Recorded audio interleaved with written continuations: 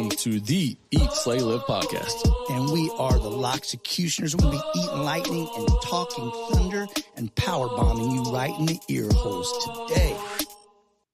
Welcome to Eat, Slay, Live Daily Grow with myself, Todd Locks, the People's Champion. The continuing series right now of giving birthday shout outs. I'm doing pretty good. It's day 2.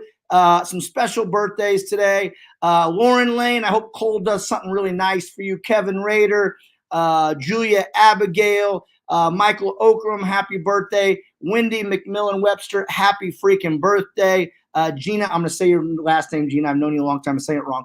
Gina Sklerseth. God bless you. Clarissa Moss, Lloyd Denny, Noel Newton, and also TJ freaking Ray. TJ is a regular here at Pride.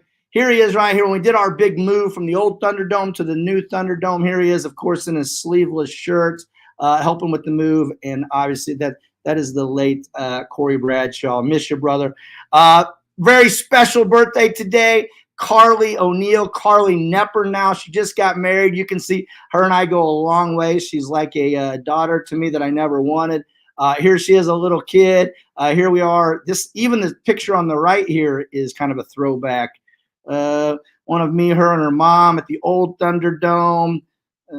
One of me, her, and her mom. Same sort of picture here at the new Thunderdome. Happy freaking birthday, Carly. I am super proud of you. Now, we're also continuing the series since it is National Mental Health Month, May. Continuing the series where I just talk about some of my hopeful, I don't know, hints about making life a little better, a little happier, and where I bring on guests who either fighting through some mental health issues, who've overcome some, or some professionals. And today I am bringing on a professional, so you don't just hear me making up stuff. She is the owner, operator of Full Circle Function, and she is Laura Burton-Davis. Welcome to the show, Laura Burton-Davis. How are you? Hello. Can you hear me? Can you hear me? Yeah. Yep, I can hear you. She's about as tech savvy as me. I can hear you. Let me cut out. Can you hear me? I can hear you, yes. You're working and then cut out. I can hear you.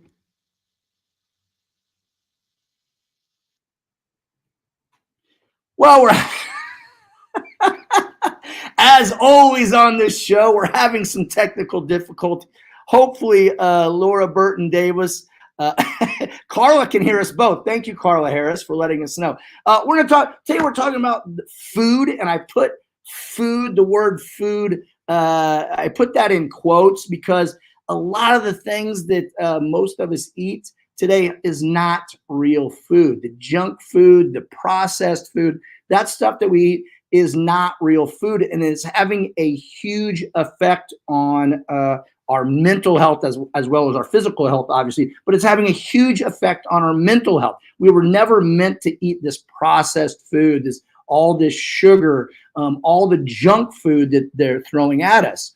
Here's Laura. We're going to try bringing her back on. Laura, you're back on. Can you hear me? I'm back. I can hear you. Carla Harris wanted to know that she could hear us both. So there we go. It's even a much clearer picture. Well done. Anyway, I was just telling the people out there that we're going to talk about how the food, and you and I both, we put food in quotes because a lot of the things we eat these days is not real food, and it's having an effect on people's mental health with depression and anxiety and things like that. So I brought the expert, my go-to person, Laura Burton-Davis, owner of Full Function. What's up, sister? What's up? Now, you heard my little rant about the food. What do you see? Tell us what is happening with the processed food, the junk food, and how is that affecting mental health? Oh, well, exactly like you stated, it's not real food. So therefore our body is like, what the heck is this? And then also doesn't get the nutrients that it needs to make the body function. We don't break down our food into the usable form, especially when it's not food, for one. And two, whenever it lacks all the nutrition that our body needs, the raw material, the ingredients that our body needs to make neurotransmitters. Neurotransmitters are the chemicals, the signals in our brain, the dopamine, the serotonin. You know, when you're depressed, you get placed on a selective serotonin reuptake inhibitor. So it selectively inhibits the reuptake of that serotonin, rationing out more serotonin so that you feel a little bit better, you know, or you just don't feel those lows anymore. But how about we just make more serotonin? How about we make the raw materials to help our bodies make neurotransmitters and balance those? They say you have a balance whenever you're depressed. Well, what is it? Why don't we check that? There's ways to do that. We just put you on this medication, and that whole reuptake process. Not to say there's anything wrong with meds. If you need them, you need them. There's a time for them. There's a place for them always. But if we're not figuring out the root cause of this rationing or depletion of serotonin in the body, then we're just kind of band-aiding the issue, and it gets worse. And that reuptake process is what tells our body how much we need to make. So we don't recycle that neurotransmitter, serotonin, and we don't make more. So we get dependent on these things. And that's why you usually have to go up on those medications. So yeah, so much of the raw material is in real food. It's not in processed food. And so many things in this processed food, exactly, it's not real food, have chemicals in them that disrupt our whole hormone system, our endocrine system. They have artificial dyes and colorings that are excitatory neurotoxins that play with our brains, essentially. So yeah, it's a hot mess. And there's not much in the way of a governing body to protect us from the chemicals in our food. We're not like European countries who have banned. Yeah, that was my next question. Why are these food companies allowed to poison us? Because that's really what they're doing. Why are they allowed to do this? Exactly. Well, in the United States, we have something called first dose toxicity. If it's toxic at the first dose, we're going to ban it. Good for us, right? Yay. Right. And other countries have something called multi-dose toxicity. If it's toxic at multiple doses, if over time it builds up in the body, if it causes harm after multiple uses, then it's banned. We don't have that in America. So it's completely backwards. We're on our own, essentially. You have to be your own advocate. You have to actively pursue health, or you will get disease. I always tell people that. We have to aggressively pursue health and protect ourselves from a lot of the toxins in our food and become more aware of what we're eating.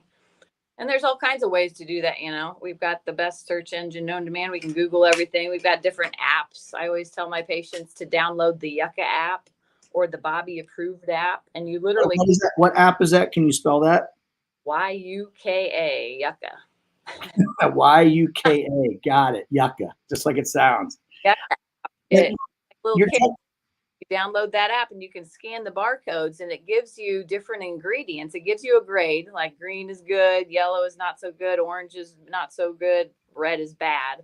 And then if you click on it, it shows you the ingredients that are carcinogenic, cause cancer, and endocrine disruptors, fertility, it messes with all of this stuff. And it's in all of our food. You know, he said it messes with fertility, but then what they do, then instead of like looking at what you're eating and intaking, then they just describe fertility drugs. Yeah. You see, do we see a correlation between food companies, drug companies, possibly the healthcare system? Yeah, the thing is, like, health is over here and food's over here. Hey, man, they're like really similar. We need to protect our health by what we eat. We are what we eat. There's never been a truer statement than you are what you eat. You are what you absorb. Right. So we must have ate a freaking legend for breakfast this morning, man. You know, you and I talked about this earlier about like our country and other countries. Now we're supposed to be, you know, the first in everything. And you talked about like ingredients for other countries and things like that. And these aren't great examples because they're not real good for you. I can't bring this. I'm trying to bring this up a little better. You can't see it real good. But even like McDonald's, like their French fries, bad for you no matter what. But even in the United States, it's way worse. You can see how many ingredients, the different ingredients, and how worse they are in America. oats, which people think of as being good for you, which not really. But you can see all our ingredients and then the ingredients over in the UK. Same thing, Mountain Dew. I mean, not good for you, but we make it even worse. Ketchup. It's other countries are able to do this stuff while we supposed to be the leaders of the free world are not.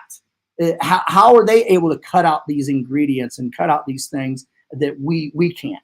It's that toxicity rule. It's that law that bans the use of chemicals that become toxic over multiple uses.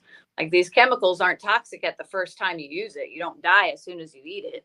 But over time, if you continue to eat it, it can, get in the body. And then most countries have banned that. Most countries have banned the genetic modification of foods. European countries, they've banned a lot of those ingredients that are added for freshness. They've banned a lot of preservatives, the BHTs, the phthalates, the parabens, the VOCs, volatile organic compounds. All of this stuff has been banned in European countries.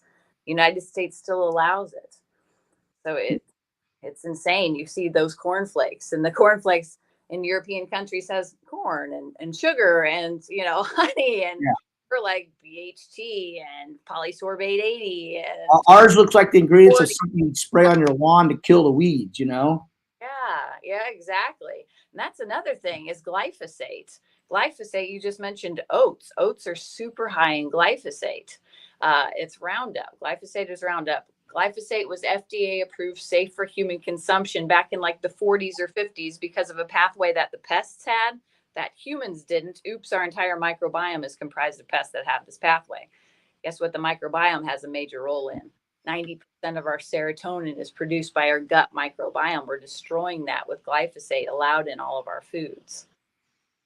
You talked about like the preservatives and things, and you can, if you buy something from a farmer and you buy it from the store and you compare the two, like if you buy beef from a farmer and you buy beef, say at at Walmart, and you look at the two, they don't look like they're the same food. I mean, the one at Walmart's just this red. It's more, more attractive. It's more appealing to you. It looks like how you want the meat to look like. When all actuality, meat isn't always pretty that you buy, but somehow Walmart pretties it up for us, right? Yeah, unless you know what you're looking for. If you know that your meat shouldn't be fluorescent pink, right? It should have some white and some marbling in there, and it should be, beef. Once you see just like with eggs, once you see a real egg and then compare it to your store-bought eggs, there's no comparison. One's like a deep, rich orange, one's like a pale, weak yellow. It's just and that's the inside of the egg. You go buy eggs from a store and they just look like tiny little white soldiers. You know what I'm saying? You can't, they look exact. They're the same size. They're the same color. Just perfectly uniform. You know what I'm saying? Looks so appealing. And then you go get them from the farmers and you'll have one this big and one that big. And you'll have, one will be brown and one will be a white. And they're just all, it looks like Easter eggs because they're all just different colors, and they're all different sizes. But you buy them from whatever grocery store and they're just totally uniform. Same exact color, same size and everything. Everything's so processed. I mean, now is an exciting time because people are realizing this. We're waking up to this. This has been going on for a while now. The industrial age kind of did this to us. We overprocessed our meat. We overprocessed our corn and our soy and our wheat grains and, the alteration of our wheat. We used to have amber waves of grain back in the 30s, back in the day. That was our signature, but there was some efforts to end world hunger. So they dwarfed the wheat grain crop to yield more profit so we could send it to third world countries to help end world hunger. Hopefully good intentions there. But in that process, we've stripped the grain, we've bleached it, we fortify it now because we've lost all the nutrient value into it. And then when we fortify it, and I'm getting off on a different topic, but when we fortify it, we add something called folic acid. Folic acid, when it was first, it's not a B vitamin. Everybody thinks folic acid, enriched flour, enriched grains, those sound great. Actually, folic acid is a preservative. Whenever it first came out, they named it an anti-digestive, but nobody would eat it if they continued to Anti-digestive sounds delicious. With our milk, so yeah, so somebody changed the verbiage to preservative, and that's what folic acid is. A lot of people can't break down folic acid. A lot of people have a genetic mutation called MTHFR. I won't go into the huge genetics in that, but have something called MTHFR where they don't break down folic acid into its usable form of folate, into the methylated form of folate, methylfolate. That methyl group occurs up, and that's what causes methylation to occur. That's what breaks down food into its usable form. That's what helps us make neurotransmitters, make all the chemicals that help our brain balance. So preservatives, and then the glyphosate, enriched wheat grain flours, it's enriched and fortified. So what we can do, we can just switch that. We could start getting breads that aren't enriched, get organic breads because the glyphosate's not there, get non-GMO, so it's not made in a laboratory, so your body knows how to process it. Get the sprouted grain, because when we get that sprouted grain, that's much more nutrient dense, usually higher in protein, lower in poison. So that's right.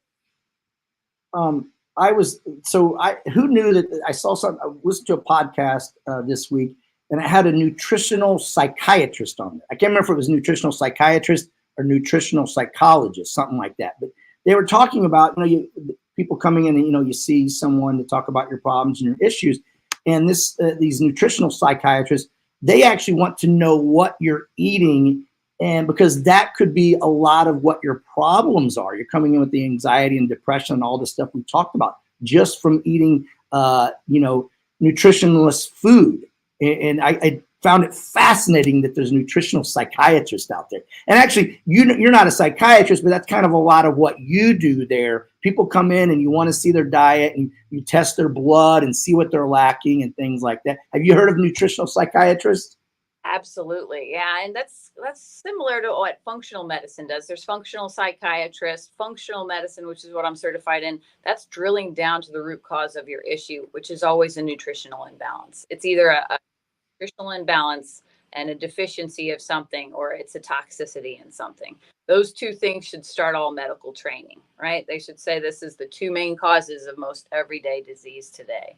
And there's not a single patient that I don't see that doesn't have anxiety, depression, mental overwork or overwhelm or stress. Everybody that's coming in today has those problems today. And it's because of our food. It absolutely is. And that's one of the first things we talk about. That's something in my intake form.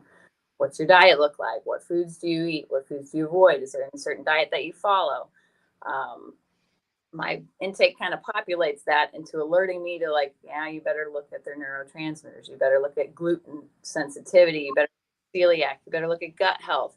Gut-brain connection is super strong. We've got the vagus nerve that travels and innervates everything from the gut to the brain.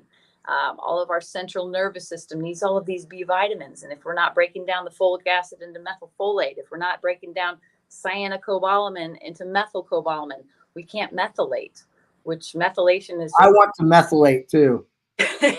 We got to methylate, man. Into its usable form, like downloading the raw ingredients, which our body runs on. And it's unfortunate we're doing such a disservice because doctors don't know how the body runs on, what the body runs on. It doesn't know the raw ingredients and the material that the body needs to function. They're not taught nutrition. This is what blew my mind because I love nutrition. I've been a huge nutrition fan since I was a teenager. I watched an episode of Oprah that had Dr. Andrew Weil on it, and he was the original Mediterranean diet guy, and just olive oils and the fats and our brain health and all of that. It just lit me up. So I was fascinated with nutrition, where there wasn't a really good nutrition program around here. I just had a nephew I wanted to be around for. So my mom was a nurse. She's like, going to nursing, you can always specialize in nutrition. 10 more years of schooling, double masters in the science of nutrition, or in the science of nurse practitioner, 0 nutrition courses. I got 1 nutrition class in my associate's degree of science before I even joined the nursing track. That's where we're going wrong. Doctors don't know what to tell you to eat. They don't know the raw material that the body runs on. So we've got to change that. Yeah, I mean, you and I both know, food is medicine, really. It's what heals the body. It's what fuels the body. And, when doctors aren't finding, it's not their fault. I mean, they're not, you know what I'm saying? They're not finding out about it in med school. And, they get out of med school and they have all these debt they have to pay off. So they have to, can't really continue their learning because they got to work to try to pay off the debt. And so furthering their education is not that easy to learn about this stuff. Hard to stay up to date with the latest research whenever you're seeing a patient every 15 minutes. Right. Like that. And then you're there charting for hours and it's exhausting. Luckily, functional medicine, I really think most doctors are questioning this. Most good doctors are questioning this. Like, you're not deficient in this medication. This is going to solve your problem. You're now, labeled with this disease, and now you need this medication to tame it. We blame it, we tame it. We name it first. We give you this fancy name of your disease, right? And then we blame it for all your symptoms. Then we tame it with a medication, blame it. Good doctors are questioning that. They got to know, it's not lisinopril that you're deficient in causing your hypertension now. We got to know that, magnesium helps relax the vessels. Well, why don't we check magnesium? Why don't we look at their diet and see how much magnesium is in their diet? Or potassium electrolytes, what the body runs on. Comes back to the right kind of salt. I mean, we've been given table salt for decades now. We've put that in all processed food. Well, too much sodium chloride absolutely is going to leach fluid from your cells. That's going to cause hypertension, right? Give it some potassium. I put some sea salt in there, some Celtic sea salt preferably, which opens up the sodium potassium channels, moving fluid inside of the cell, hydrating at our cellular level. Our blood pressure comes down. And with it's hard to blame people, and you and I have talked about this before. It's hard to blame people because they have the best science. These food companies have the best scientists in the world making this food. They want to make it addicting. You know what I'm saying? They, all the way down like Doritos, the crunch. They want your brain to light up when you hear that crunch. They want that your brain to light up when how the package opens. I mean, they're doing this to people to these scientists, that's their job, to make these food addicting, make you want more and more and more. And then on top of that, they have the best marketers in the world, the best advertisers in the world, paid to make it more appealing, you know what I'm saying, with little jingles and just, what I'm saying, like Gatorade, be like Mike, and just all these different slogans. The milk slogan, got milk, and these have these superstars. When you and I both know milk isn't good for you, you know what I'm saying? Gatorade isn't good for you, but they've got the best marketers out in the world telling you what you want to hear. And these people they have, backgrounds also in like psychology and things, making you want these things, making you attracted to these foods. And then, these things, they cause you all these problems. And so you go to the doctor, and not eating these foods is hard. We just talked about why it's hard. But going to the doctor, and then they give you a pill. Taking a pill is easy. You know what I'm saying? Stopping eating these foods is not easy. And, we're human beings. We want the easy road. We all do, you know? So, I mean, it's such a flawed system, and the people are paying for it. And, we can sit there like, don't eat that. You know what I'm saying? You're fat. Why are you eating that? But it's just not that easy. Do you know what I'm saying? The odds are stacked against us, with experts stacking those odds. Big time. Yeah. The best NASA scientists in the world are splicing and dicing and genetically modifying our food. If you look at the Doritos, there was a picture of the Doritos in UK versus America. Red dye number 40. I mean, they're making it colorful. They're appealing to kids too. So much marketing is get the kids, then you'll get the parents. The kids are asking for these fruity pebbles and all these colorful cereals. Why are there colors in our food? For one, it's appealing to the eye. It does. It lights up your dopamine receptors. There's chemicals in these foods that light up our dopamine receptors, stimulate the production of ghrelin. That's the hunger hormone. These foods are drugs. I tell patients this all the time. I'm like, you have to kind of get mad at it and refuse to be drugged. And caught up in the system, refuse to be a product of marketing and programming, and realize that, food can be fun. It can be enjoyable. Nature gives us a rainbow of colors, right? It gives us healthy green peppers and red peppers and purple eggplants. And there's so many colors in nature. So we need to be teaching kids about that, not the magic markers in your Fruity Pebbles. We're essentially eating paint and magic markers when we eat those pies. Again, toxicity. It's not toxic at the first time, but over time it builds up in the body. It's an excitatory neurotoxin. All these kids have ADHD. Well, what'd they have for breakfast? The big old bowl of markers. Exactly that. And I was just going to get to that. It's like these kids, we have these ADHD and all these problems. To me, they're just jacked up on sugar. You know what I'm saying? They get this rise out of sugar, and then all of a sudden they get the crash, and then they get the rise again, and then they get the crash again. And we're blaming all these different things, but dude, it's right there what you're putting in front of them to eat. And I get it. I mean, they get these kids addicted to it. They tell them again that it's good for them. Remember, like when we were younger, Wheaties, the breakfast of champions, and all these athletes. It's not good for you. Wheaties is not good for you. It's terrible for you. And they were allowed to tell us that it was great, Yeah, when they came out with that food pyramid, 7 to 11 healthy whole grains, there was doctors and scientists that protested this. If you do this, we're going to have an epidemic of diabetes and obesity. Here we are. This is it. We're living it right now. We're in that epidemic. You see those pictures of the 70s beaches versus today's beaches. Everybody's lean, mean, and and today everybody's overweight. I like that you brought that up. It's, you see these pictures of people like back in the 50s, 60s, 70s. Everybody was thin. Everybody was lean. Okay. And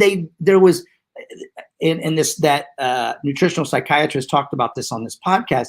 You saw everybody was lean. Everybody was thin and like that. And very few, the percentage of people that had anxiety, depression, mental health issues back then was way, way, way, and I don't have a statistic, so I'm just using way, way, way, way lower, was way, way lower. So as the rise of obesity goes up, the problems with mental health, anxiety, depression, things like that goes up. I mean, it's not a coincidence, No, it's very much connected. And when we gain weight, and this is also another thing, we have so many toxins in our environment allowed into our food, our body will make more fat cells to accommodate those toxins. Did you know that?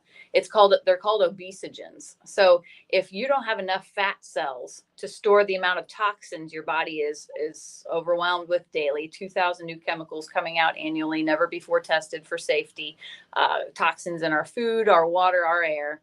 If you don't have enough fat cells, or your body will create fat cells to store those toxins. That's a big reason why they can't lose weight, because their body is still so toxic. We have to do some detoxing so their body will allow the loss of fat so that we can start breaking up fat cells.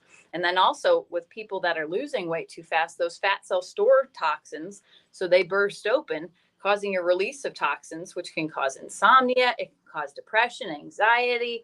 All of these symptoms can occur. So you have to understand how all that works and make sure your body's detox organs are working, you're sweating, you're doing your sauna, you're exercising. I always tell my patients, if there was a magic pill, it would be exercise, because that circulation of blood, clean supply of blood to all of the organs, including the brain. Muscle has its own chemicals. It secretes hope proteins whenever we work the skeletal muscle. Also, a big part of detoxing is skeletal muscle workout. We have undervalued the skeletal muscle as an organ. Our heart pumps our circulatory system. Our skeletal muscle pumps our lymphatic system. That's profound to me. Like, why haven't we been talking about this the whole time? Why don't we do more physical activity and teach kids the importance of our muscle, teach everybody the importance of our skeletal muscle to help with detox so that you can lose weight? And talking about that is, back, you go way back into the paleo times, life was hard and you did physical activity all the time. You had to, you built your house, you had to hunt your food, you had to gather your food. You were just always moving but now we have things, we're so comfortable now. We literally can just press a button, food is delivered right to us. Everything we do comes right to us. So we have to make physical, we have to just create physical exercise, doing things physically. And that's not easy. You know what I'm saying? If the cavemen at the paleo people back then could have pressed a button and had food delivered to them, they would have done that too. They just didn't have a choice, but we do. And now it's killing us literally and figuratively.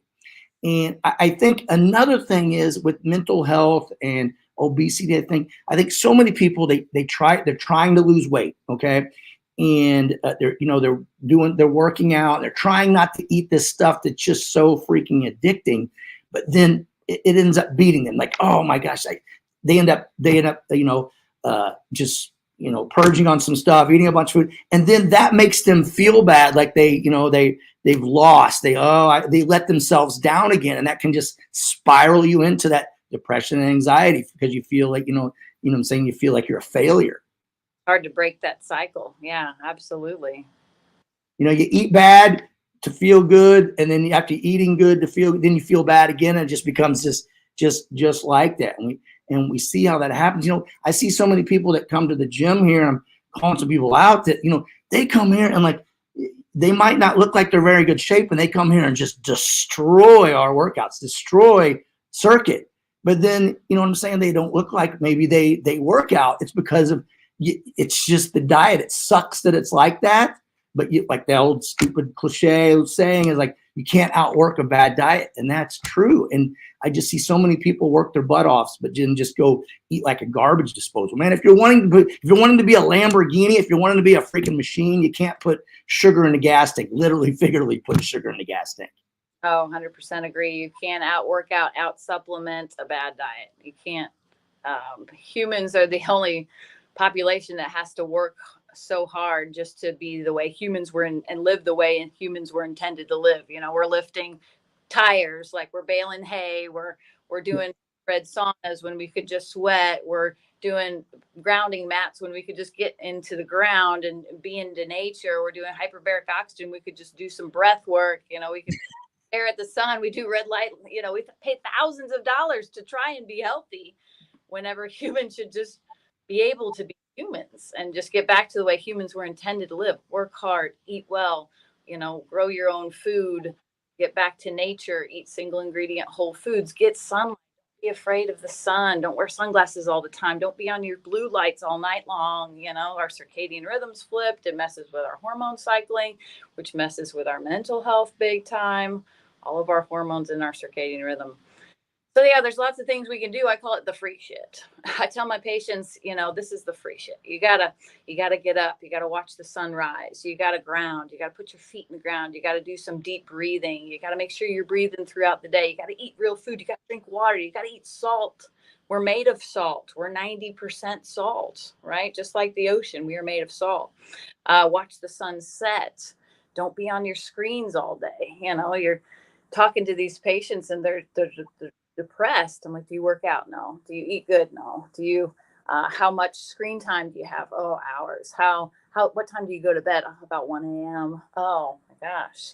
This is all the free stuff that we can control in a hard world of a lot of uncontrollables. This action we can control.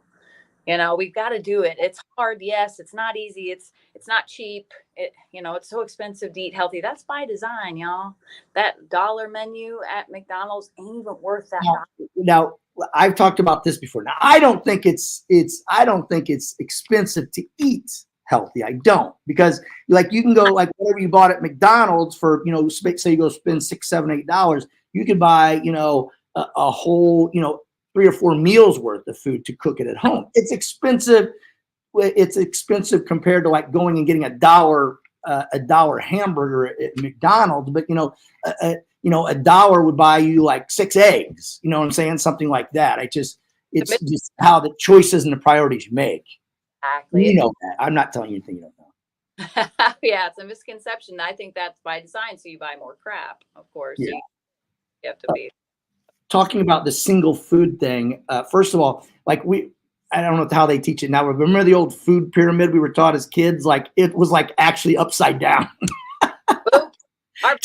just flip it over, which is even crazier.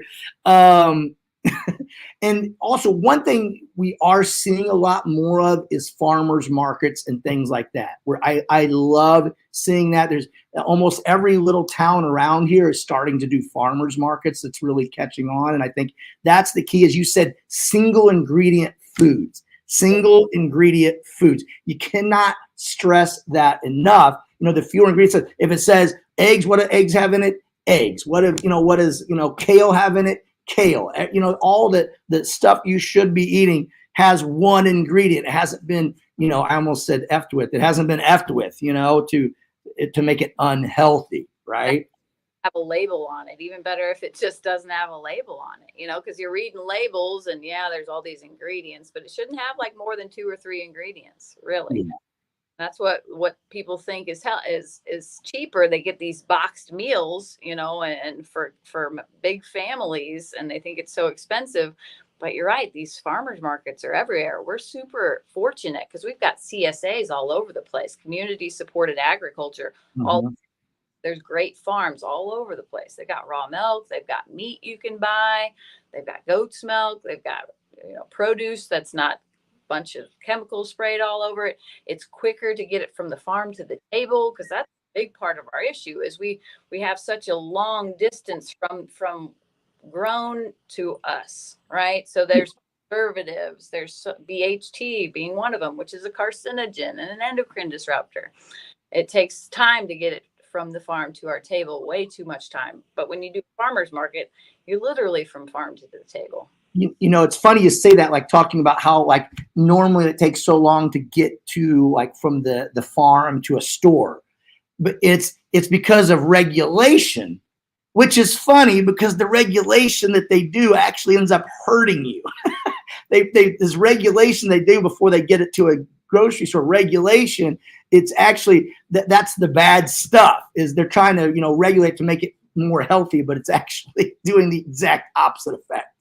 Causing them to put more preservatives, more anti-digestives, which that's what a preservative is. So how is that going to affect our digestion, and pasteurization of milk? That's actually more harmful and more dangerous than just getting the raw milk, because the raw milk has all of those vitamins and fats and good healthy bacteria to keep the bad bugs at bay. When you pasteurize it, it's almost wood glue.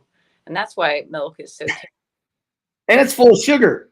Yeah. Oh, yeah. Because people don't realize it. Like, milk good. I used to think this back in the day. Like, milk's a good source of protein.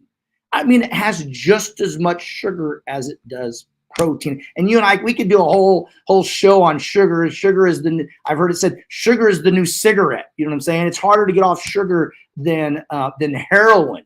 And if you've ever tried to go without sugar, and say you actually make it, you get 2 weeks in, you're doing really good, and then and you're not even craving it anymore. But then you have a bite of sugar, you have just a little bit, like your body just wants more. It becomes this like a crack fiend trying to get his next hit, Absolutely. It's a drug. It lights up our dopamine receptors. That's a drug. It's a class 1. If it came out today, it would be a class 1 drug. Right. What they have enucleated in PET scans, they have radioactive sugar water in PET scans. They infuse into your body to get the cancer to light up. That's messed up. That is messed up. That's super messed up because it feeds cancer. Laura, you and I, we should do this. Last time we had you on the Eat, Slay, Live podcast, we said we should do this all the time, and we really should, because I know you could talk forever, and so I know you have a meeting. I'm going to look at some of the comments on here. That was Carla saying she can hear us both. Lisa Fowler, Laura is awesome. She is getting me on the right track. Some props for me. Sean Soto, great shirt. Rowdy Roddy Piper. I should have called this Piper's Pit.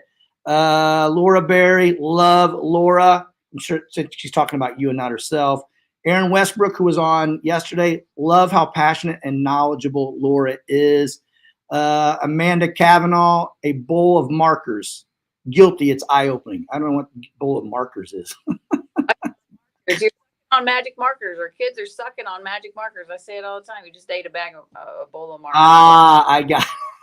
I got that. Mike, Forever Young, what a great interview. Tons of knowledge on a difficult subject. Thank you, Laura. I mean, could you think, what about thanking me, Mike?